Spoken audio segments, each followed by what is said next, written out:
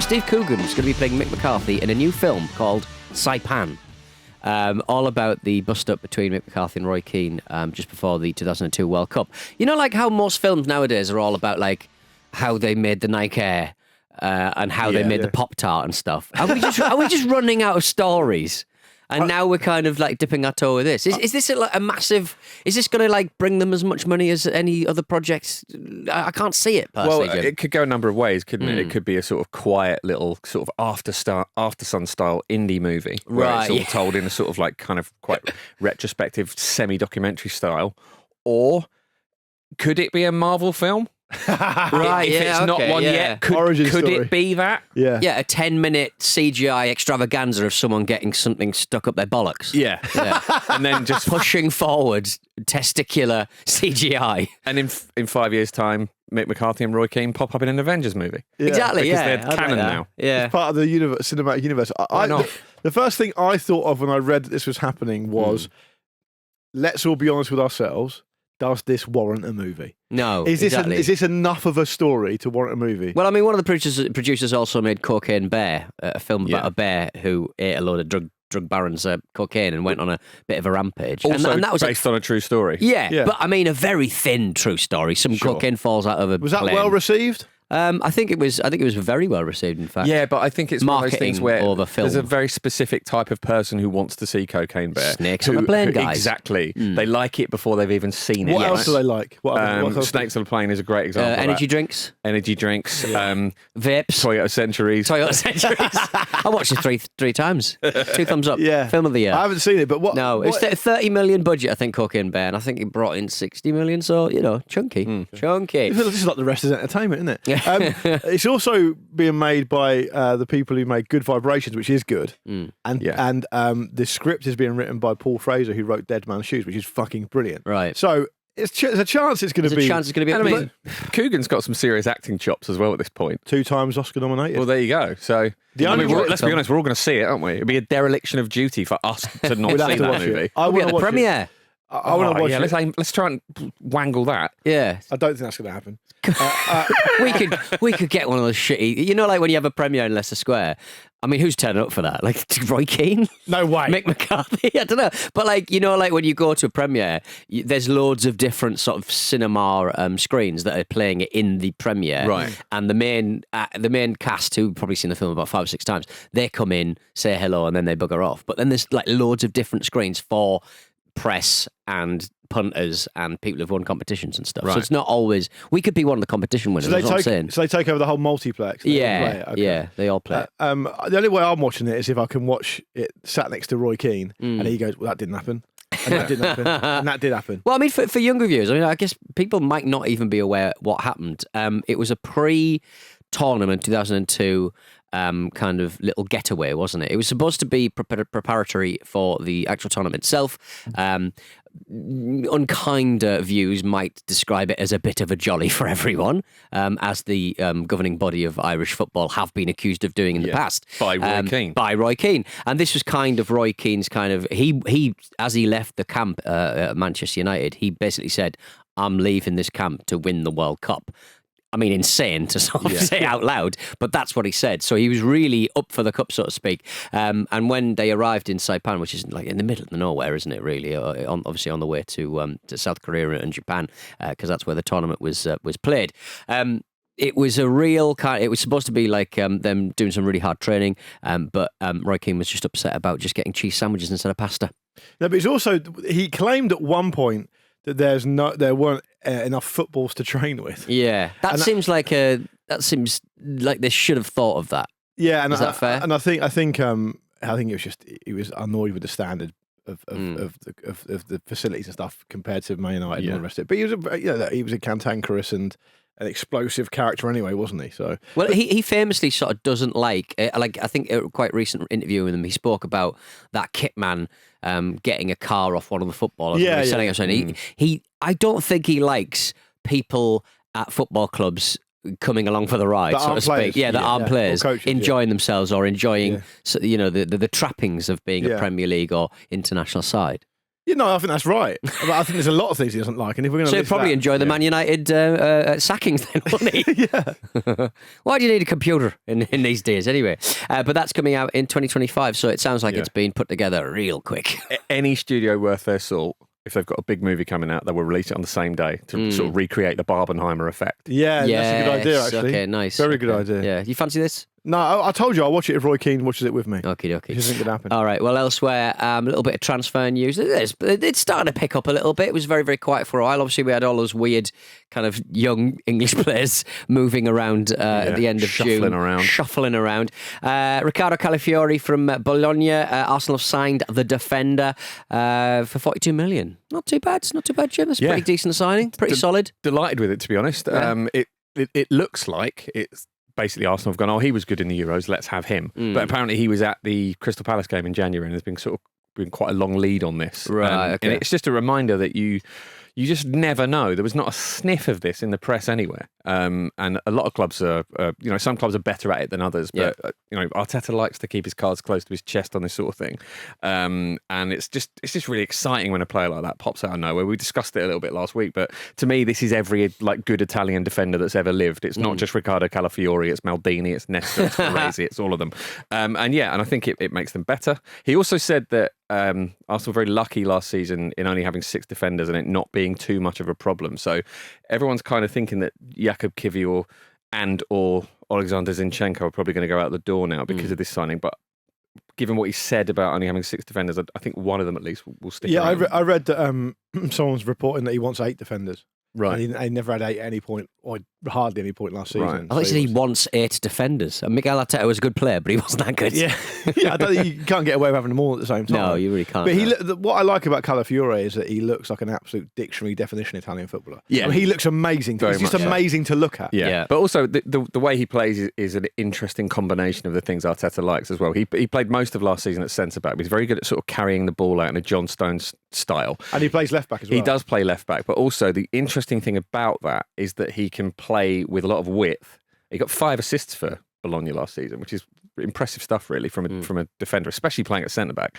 But he can also do the sort of kind of tucking into midfield, inverting thing that Arteta likes. And Arsenal have been a lot less, they've had less width down the left. Definitely. Because everyone's been inverting. And it's actually, it's meant Martinelli's been in one-on-ones a lot less, and his numbers have you could argue, dipped as a result. So I think it's the idea is to unlock the left-hand side a little bit more as well. After the summer we've just had, I don't want to revisit the no width on the left conversation.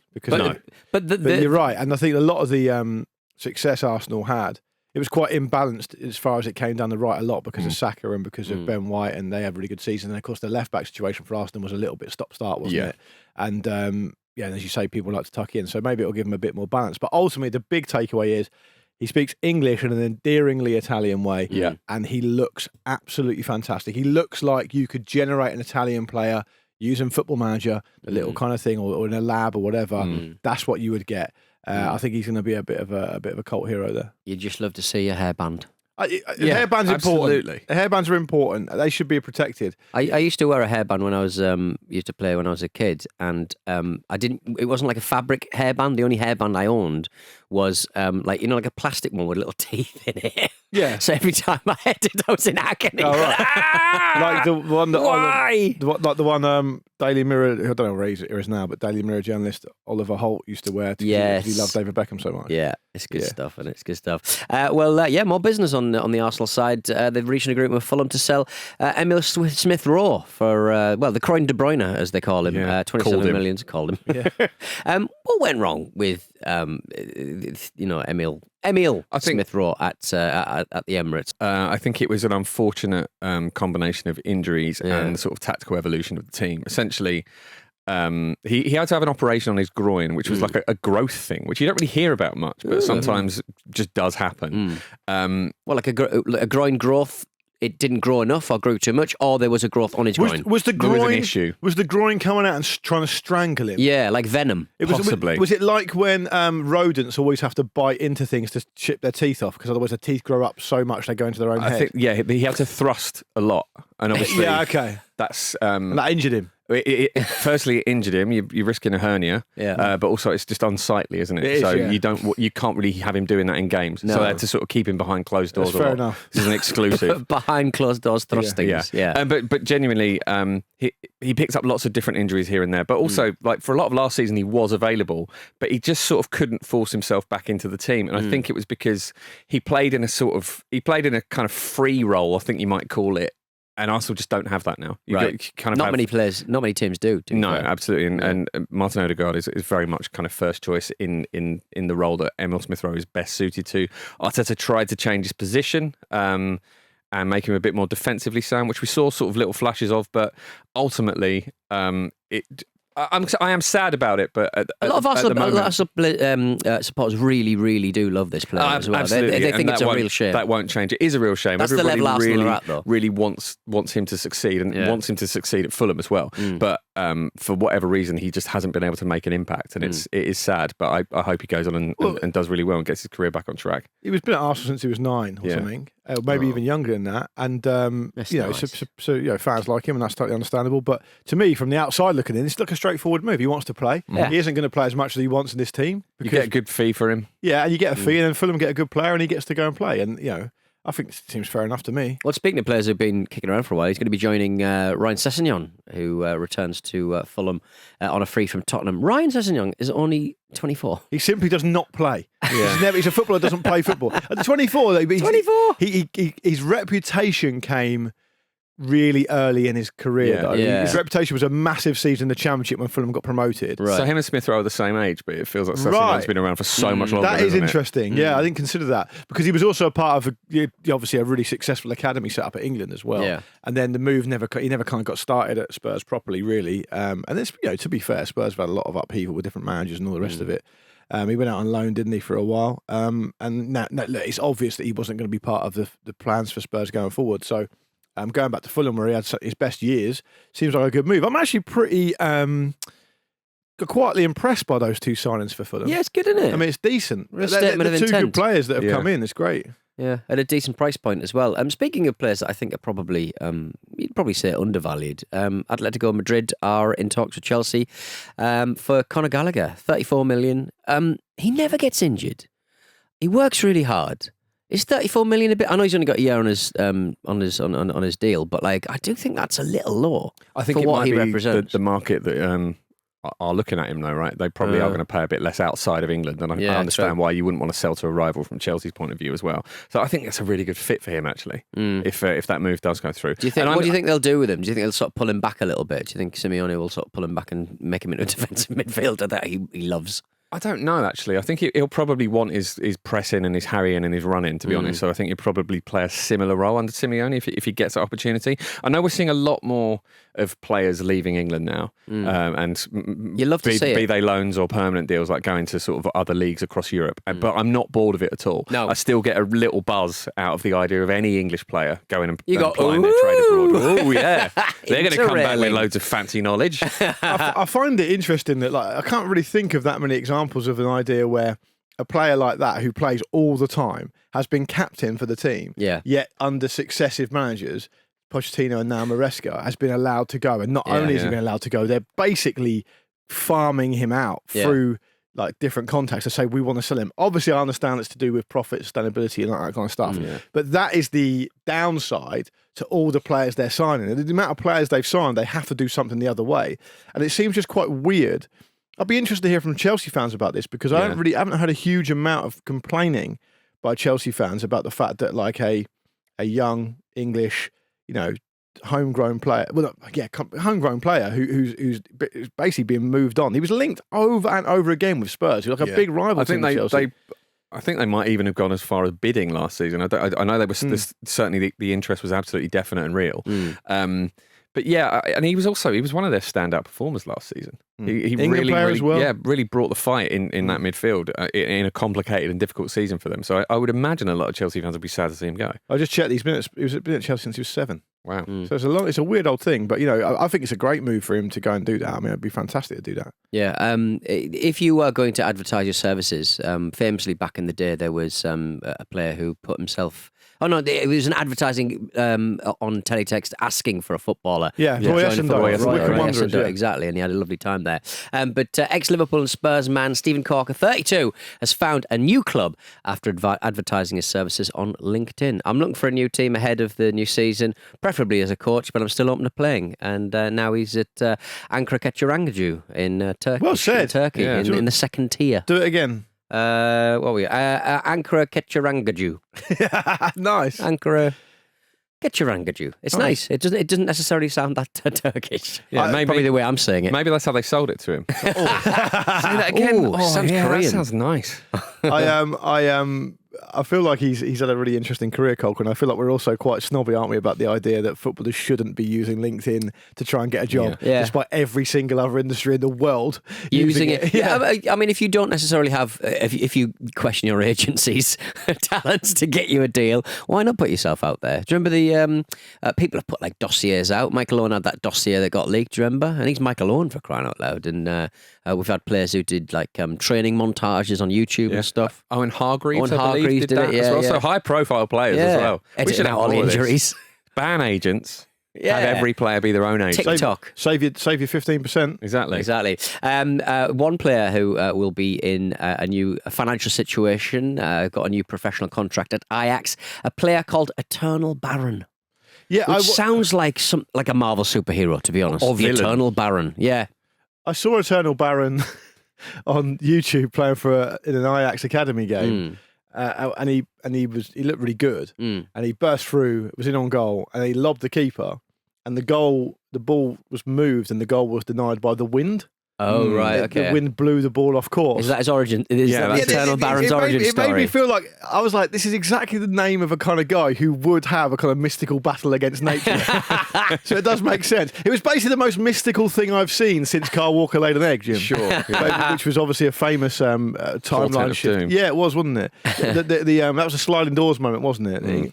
England are destined now to never win an international trophy, despite getting deep in tournaments, because as Jim said, it's like a bad portent in a medieval village. A man has laid an egg, and so we can no longer achieve things. Yeah. Whatever next. Yeah, I mean, Carl Walker, you would not trust with any role in a medieval village. No. Well, egg layer, I think you could probably manage. But as long as you took the egg away from him immediately. They're not letting him milk a cow. No. No. He'd be fucking good at it though. They probably have him as an assistant in the blacksmith's hut.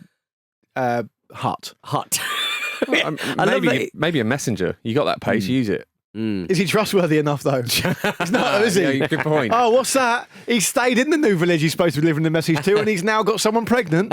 You can't, that's not what you want. I'm saying assistant in the blacksmith's hut. He's obviously muscly. Yeah. He can get through a day's work. I don't think anyone questions his work rate. The blacksmith, who's going to be a serious character, let's be fair, is going to keep an eye on him. I can see him just putting a sword, cooling it into a bowl of water. Yeah. That's a very tender part of the sword creating process, presumably. You wouldn't trust that. You need a bit of finesse, bit of technique. Yeah, exactly. Surely the issue there, though, is that you're identifying the fact that we can't necessarily trust him, but we are giving him the knowledge to make his own weapons and constantly have access to them in the village. And as we What's all to know, stop him doing a Glencoe? True. And as we all know, those of us who are inundated with medieval fantasy media these days, your Lord of the Rings, your House of the Dragon, your Game of Thrones, medieval blacksmiths almost always end up on some kind of quest that they didn't ask for. Yeah. And it is often the assistant as well, you're right. It's the making of them. So Carl could be destined for great things had he not laid an egg and we're just stuck with the medieval blacksmith village. It's like The Witcher, hut. but with a lot of more sexy stuff. It's not. The Witcher's got a lot of sexy stuff. That's what I mean. Kyle will pump it up a little bit. Bump it up. Bump it up. Could you see Carl as the Witcher? I could probably see, yeah. Grow his hair out. Lovely. Yeah. Geralt of Riviera. Monster Slayer. Monster. Guys, I'm pleased we covered that, by the way. Just if anyone missed it, the ball popped through his legs in a game once and it looked like he laid an egg. And if you're wondering, when did he lay an egg? Yeah, Eternal Baron, that did happen. I did see that happen to Eternal Baron. I'm not making it up. Right. So I'm just saying, Eternal Baron looks like a prospect, could be interesting, but he may be denied by forces of nature that we don't quite understand. I heard it was just an advertising technique for the new Twister film. Oh, could be. And you turn the camera and go, watch Twisters. Or a Modium. A Modium? Stop you doing wind. Stop you doing big pumps. Yeah, it does, doesn't it? Yeah. I had to take some quite recently. Yeah. You know when you like go into a supermarket and you pretend that's not the only thing you've gone in for. What else you buying to cover Yeah, it just up? loads of stuff, Yeah. loads of different stuff. Bottle of wine, copy of Bella. Have you ever considered taking the Imodium out and just the metallic sheath, Right. and putting it in a ibuprofen box instead? Oh, nice. I mean, that is fraud. Yeah. Fraud is strong. Yeah, I was going to Fraud, say. is it? It's not. It's It's hardly fucking shoplifting, Bernie isn't it? Madoff, is it? Well, I mean, if the ibuprofen is cheaper than either way, What are you in for? In the chow line. What are you in for? 8 Imodiums. either way, But I someone's didn't got to do it. check your working out at the till anyway. True, but Yeah. what I'm saying is, would you perhaps you'd put them on the conveyor belt under a magazine, just slightly slide them out so they can just see the barcode. I'm just doing it as quick as possible because I need them. Yeah, I've already eaten half the packet. Crying. I've heard medical professionals say never take Imodium unless you absolutely have to, because your loose bowels is your body's way of saying you've got to get this out of your body. Yeah, but I would say that like, Builds up toxins if you're not careful. but I would say that you have to live your life. You yeah. So what was the reason you had to take it? Chinese food. No. No, the night before. It was a burger. Oh, it was a and burger, wasn't it? It was Yeah. the salad. It was the salad from a burger. Yeah, it must have been dirty pipes in the beer. We had some A/B testing with my partner. She had one. She had one that she was fine with, and I had one that was rough. But why did you need So to take I the was- Imodium? Why didn't you just yet to go and do something? I gotta live my. I cannot be tethered to the toilet. Again, speaking of stinky don't stuff. move on, because I want to say my old man always used to say when he had a hangover. He always used to say, like, totally seriously, Dodgy no, pipe. dirty pipe. Dirty Yeah, pipe, yeah, dirty yeah. pipes, dodgy pipe. Not clean the pipes. I think it's probably the 7 pints. Yeah. Yeah. It's the volume, actually. Yeah, it's So probably it's the the volume of volume it alcohol. Yeah, a bad pint is another one. Yeah, I bad used to pint, hear yeah. from Yeah. people. Because the old phrase is that must be the water in your whiskey is like a piss state. Sure, Right? It's the yeah. water in your whiskey, you know. Right, nice. Yeah. All right, then, on that stinking note, we've got some adverts to play you. I'm sure they'll really are relishing the idea that they're advertising on the Football Ramble this week. Being alongside this content, dream scenario. All right, we'll be back in a second. I'm bored watching Newcastle. Welcome back to the Football Ramble. First things first, I really have to apologise, guys. I thought I'd procured a durian fruit for today's record, but the Amazon seller who was supposed to be procuring me said stinky fruit, basically said that due to supply chain issues, they weren't unable to procure me a durian fruit for today's recording. Should have gone to Wing Yip. I was absolutely relieved by that situation because I was... But what, you chose to do it, though. yeah, but as soon as I clicked it, I was like, that was a bad idea. I'm not really sure I'll cancel this. So, yeah. Aggressive Oddish on X. Further durian chat. It is illegal to take it on public transport in Singapore as well. I had an email from Danny, possibly not the West Ham footballer. When going through security at Phuket International Airport in Thailand, there are signs up stating that before going through security, one has to declare to a member of staff whether one is A, pregnant, B, in possession of a firearm, or C, carrying a durian fruit. Think anyone's ever been all three? The Holy Trinity. Yes. The Holy Trinity. Stick your hand into the durian. What's in there? Or A gun. big durian. Yeah. Crack it open. Baby holding the gun. Baby. Boss baby. All of them together. Boss baby. That's incredible. They have to go to that level of legislation because it smells so bad. Yeah, I just stop eating it, guys. I mean, it's a delicious fruit, but it is. Have you eaten it? Yeah, but it is like. It's Where not- did you it's eat not- it? Thailand. No, not. I've not been to Thailand. Officer. Malaysia. Yeah, Malaysia. So Thailand. what is the nearest kind of conventional fruit that we would all be familiar with? That it's. That I it's don't know. closest I to? think they have relations that aren't stinky. I think they're like. But Jim's no, in asking terms of what it the taste. tastes like. Oh, it tastes like nothing else. It's like a very creamy kind of, not quite banana-y kind of toffee kind of flavour. Oh, It's right. lovely. And obviously, taste and smell are very closely linked. They are. Like, does it? Oh, this is going to sound like a stupid question, but there's no Smell like no fart- real other tastes way like to farts. word it. No, does it taste like it smells? No, not at all. I would say. Interesting. Like you they can't must smell it through your own mouth. No, and I think once it's out and cut, like well, sort of scooped, and you've got it in your mouth. I don't think it really smells anymore. I think it must be like the flesh or something. Does it make your piss smell of asparagus? No, I don't think it does really anything. If you can ever get like durian, like boiled sweets, are really nice. They're a nice little treat. from the airport. Well, I'm not going to pretend that I'm sad that it hasn't turned up. No, I know. There we go. I don't think we've seen the last of this. No, I don't think I'm in we have on Friday, and I expect the durian is in my future. Yeah, someone shared with me a video of a dog smelling a durian for the first time, and the dog just on its side retching. Because their sense of smell is so sensitive. Yeah, sure. Yeah, Jessica says on X said one of the strangest storylines from Neighbours featuring Carl and Susan was that Carl tried to smuggle a durian through customs. When he was rumbled because of the smell, he blamed the stench on Susan soiling herself. What the hell? Carl was a rum character in Neighbours, wasn't yeah, he? and Alan Fletcher, who plays him, is one of those guys that you always talk about, Pete, where they... You know, like you get, say, I was trying to think of an example now. Leaning into their sort of public persona. No. An actor who then insists that they're actually a musician as well, but they're not. Oh, right? nice. Yeah. So like they'll put an album out. Duchovny. Yeah, David Duchovny is a great example. So David Russell Duchovny, Crowe, probably maybe the main Crowe, one. Yeah. They'll put an album out, and they'll be like, right, and we want to support this album. We're going to do some live shows. We're going to do some interviews, some PR and stuff. And they fully just will not accept. The only reason they get any kind of PR whatsoever is because they're a really famous actor. And then when you interview them, they don't want to talk about their movies. They just want to talk about the music, and no one fucking cares. Well, Alan Fletcher, who plays Carl Candy, went for a big old phase of doing like environmentally conscious themed music. Right, okay. And so he toured all the student unions, all that kind of stuff. I think he's done a couple of reality shows where he just been like, I think it was did one called Soap Star Superstar where he anyway, so he's one of those ones as well that thinks of himself as not just an actor, but an actor and musician. He's saving the world. He's Captain Planet, mate. Yeah. And he's stitching his own wife up. Or telling everyone that she shit her pants. Poor Carl. Pete, if Pete, you wouldn't, if she had some Modium, that never would have happened. Exactly, yeah. You can get it in airports. Newcastle United, speaking of shit in your pants, my favourite football team, play Urawa Red Diamonds today in Japan.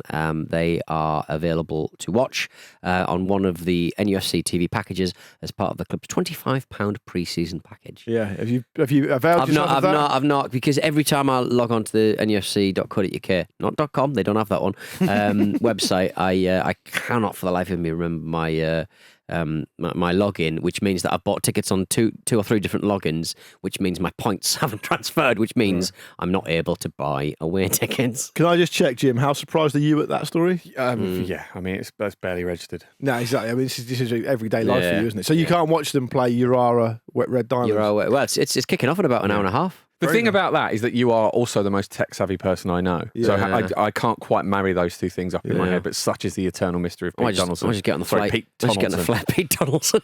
But I just get a flight. But what Pete does is, he is very tech-savvy, but he's too tech-savvy. And the way that manifests itself is he makes things so complicated that he can't unpick what he's done. So, like your computer situation when we were recording yesterday, it takes you about 8 or 9 minutes to restart your computer. I mean, and that shouldn't happen. That's not my problem. That's it's very much your problem. It's that's your Michael computer. Microsoft's problem. Microsoft. What's he been up to? Microsoft. He makes my computer go slow. I turn it on. It goes blue screen and it says you need to fix your UEFI settings because I can't load up Windows. Well, if you can't do it, I can't do it either. Mike Rosoft, if you're listening, if Mike Rosoft is listening, can he get in touch and help Pete out with that? You've not been sending him like Amazon vouchers, have you? No. Eddie Howe's team will be taking on Yokohama F. Marinos, Girona and Brest, which is good stuff. Yokohama, where they filmed the video for Motorcycle Emptiness. Oh, actually preaching. You're not on Absolute Radio now, mate. No. I don't want to hear from Nicky Wire about one this. One of the few facts. I upset him once because I said that that James and Bradfield noodled over their debut album. And he said, I'll bloody tell him that. Oh, did he? I was like, are they quite spiky? Right, mate. Quite scratchy interviewees? I think Nicky can be sometimes. I think he gets bored by it all. Anyway, just wants to talk about his acting. Did you see the clip? Did you see the clip of Norwich versus Magdeburg at the German side, where one of the Magdeburg fans just basically got his winky out during a football match? Yeah, it's a woolly copter, wasn't it? Was it a woolly copter? Full woolly copter? I think he just sort of bunched it up in his hands and went, bunched it up in his hands. So it was actually quite horrible and aggressive. Yeah. Well, would you have preferred to see a copter? Yeah, it's bit more jaunty, isn't fun. it? Yeah. I just when you're, if you've got to do it, make it family friendly. Make it more accessible. Yeah. But it's not. But is it what I get about it is it's like if you're the frustration of a toxic man is if you're not getting your point across by screaming, you're just Willy Copter. It's such an interesting sign of frustration. How can you get that annoyed at a pre-season friendly at Norwich? Like he was. I think he was an away fan as well. Might get mustard on it. I don't really know. I don't also really, watching the video, I don't really know what message he's trying to send, because he gives it the old to the fans, I want to fight you, come on with the hand. Then he kind of thinks about something, whips his shorts down, does the old flap it around, puts it back up again, and then goes, come on. It's like he's saying, come on, I've got a cock and balls. Come and look. Yeah. It's not like he's saying, I want to fight you. I don't believe that's the universal sign for fighting in Germany. No, I don't think it is. Come and look now, because I'm only here for a day. I'll see it now. Check out my podcast. Maybe that's why we're so urgent. Man United are playing Real Betis tonight in their pre-season game. Harry Maguire organised a visit to Robbie Williams' house after training. Is he kind of getting into the kind of Ed Sheeran surprise visit kind of England camp sort of thing? Is he trying to instill that level of kind of... Or is Harry Maguire now so wealthy from his football career, he's now considered an oligarch, and so Robbie Williams will play for him? Yeah. So Robbie Williams presumably is just hanging out. You're coming round. Come over. Come over. Are you? Have you interviewed Robbie Williams? Never interviewed Robbie Williams. That's a shame. No, Anyone from Take That? Him. No, none of them. Wow, that surprises me actually. I don't know. It's not really the Absolute Radio crowd, was it? No, but sometimes you would get thrown a curveball at like Isle of Wight Festival. They would sort of run out of people to interview. Paul Young, and you'd have to do him. He'd come over in like a sheriff's hat, and you're like, "What are you doing, Paul?" I had a cup of tea with Mark Owen once. He's the nicest man in the world. Is he? At Capital Yeah, Radio. right. Yeah, he's really lovely. Right. Like a really, really nice man. Who's the one who tweeted that anti-trans stuff? I don't know. One of them. Not Mark, is it? One of them. Well, hopefully not Mark. Hopefully not Mark. Yeah. Guys, I mean, we should have put this at the top of the show, really. But Steve Bruce may be on the move. I feel sad that Marcus isn't here for this. Yeah, I know. We'll have to re-up this story when Marcus comes back. Really. It's only fair. Jamaica, they lost their manager. They resigned last month after they lost all 3 games in the group stage of the Copa America. Not great, but the manager, Jaime Hallgrimsson, is now the Republic of Ireland boss, which is a great move. Thrilled. Yeah, but they are reportedly talking to Steve Bruce about the position, and just because this coincides with the England tour of the West Indies in the cricket later this year, that's got nothing to do with it. I would say he's guys, just hear me out. He's on the island. He's on the Let's island. at least talk to him. Yeah. Have you done one of those plane tracker things? No, that's what they're saying. He's actually here for the cricket, so let's just talk to him. Yeah. I can't think. I totally understand there is a well-trodden path between experienced managers, and let's remember Steve Bruce has managed, I think, well over 1,000 games. Mm-hmm. You know, I actually thought he did an all right job at Newcastle. Going to do matches about 25 quid to watch on the telly. Do you remember a certain level of pundit were absolutely obsessed with continually comparing Steve Bruce's record to Rafa Benitez's record, and would not accept that football fans of Newcastle were allowed to have an opinion. They liked one manager and didn't like another. We used to wind it up about it every single week. But and the simple it did. But the simple fact is, Newcastle fans are entitled to decide which managers they like and which ones they don't. and anyway, I totally get that really experienced managers of a certain age go to different nations and manage them, and it's a lovely old job, right? And Sven's done it, and Bertie Vogts did it, Roy did it, Roy's done it. Well, of England, and so I can see it being a lovely job for Steve. I do worry about the climate. I do worry about the sunburn. I worry about he doesn't seem like the kind of guy who's going to maintain good levels of discipline around sun cream, and that is imperative when you get to particularly when you get to an older age. He doesn't seem like the sort of person who would get involved with the plantain and spicy food and stuff like that. I don't know. I think he might surprise you. Yeah. It'd take him a while to sort of get into it. Right. He'd try a little bit at a time before long. Bacon, is it? I think he'd be all right with the food. Yeah? I do. I think he'd be... he probably loves a really hot curry.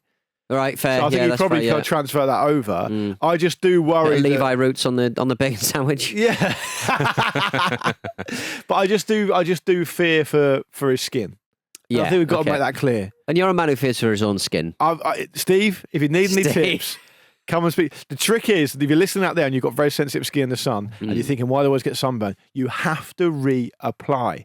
Every half an hour, every hour? I would say, depending on the climate, depending on how much in direct sunlight you're in, but far too many of my pale-skinned brothers and sisters think, I've slapped the sun cream on at 8 a.m. That's me done. That's me. It's not you done. No. You're getting it wiped off when you pull your bag over your arm. You get any particular kind of spray that you take over? Do you like the oily Pisbuini stuff? Or are you a fan of the yellow kind of select? I'm a Nivea guy. Nivea Squeezy guy. bottle cream. Nice. Okay. Not the oil. And I use a separate Nivea face one for the face. Nice. Okay. And there's 2 reasons for that, guys.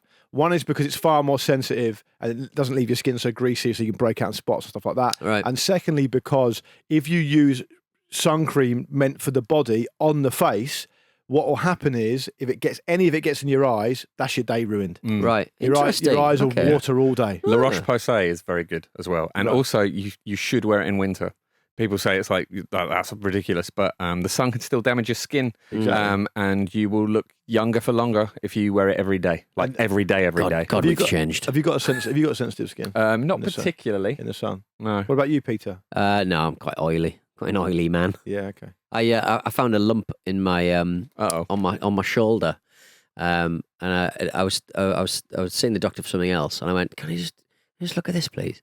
Because I'm such a lumpy man. I don't really worry about lumps." Did he prescribe Imodium? He just said it's a fatty lump. I was like, "What's a fatty lump?" Yeah, I've had that. That happens a lot. You should listen. You should get lumps checked out, but you must reapply your sun cream, everyone. And Steve Bruce, if you are going to take if you are even thinking about taking the Jamaica job, we need to talk.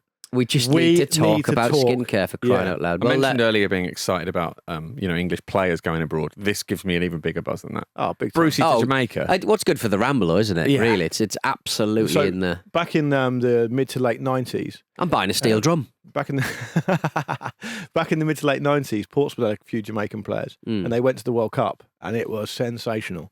It's not going to get me as excited as that, but it's getting up there. Well, Moon on the Discord pointed out that it is very death in paradise. Yeah. Isn't it? Yeah. After taking the Jamaica job, Steve Bruce winds up solving various murders during his tenure in Kingston. Could be a great setting for his next murder mystery novel. He's going to have a lot of time off. I don't like. No, it ticks a lot of boxes. I think I don't think I've ever seen Death in Paradise, but I know what it is. It's always in rotation. When BBC One goes off for the night, they always have like a little promo video going around, and Death in Paradise is always one of the video clips. Is it basically just Midsummer Murders, but in Caribbean? Yeah. I think so. And they rotate the detective, obviously. So I think Ben Miller's done it, and Chris Marshall and Ralph Little, and it is the sweetest gig. It's the sweetest gig for that tier of actor, surely. So do they sort of... Clunes, has he done it? I don't know, but... Yeah, I mean, Clunes might be in the rotation. Right, okay. Apparently I'm sure there's a list somewhere. Well, I can tell you them because I've got them in front of me now. Ben Miller, Chris Marshall, Ardlo Hanlon, Ralph Little, as you said, and Don Gillet is the current one. Who is Don Gillet? Don't know. Ooh, he's been in EastEnders and Holby City. Good stuff. So all right, there you go. Haven't we all? Steve Bruce would fit into that list of cast of characters very, very well. Away then, ask away. Could cameo in the show. He could do. All right then. Thank you for watching a clip from the Football Ramble podcast. Don't forget to like this video and subscribe to the channel so you don't miss an upload. A single upload. Don't miss out on the uploads. The uploads are important.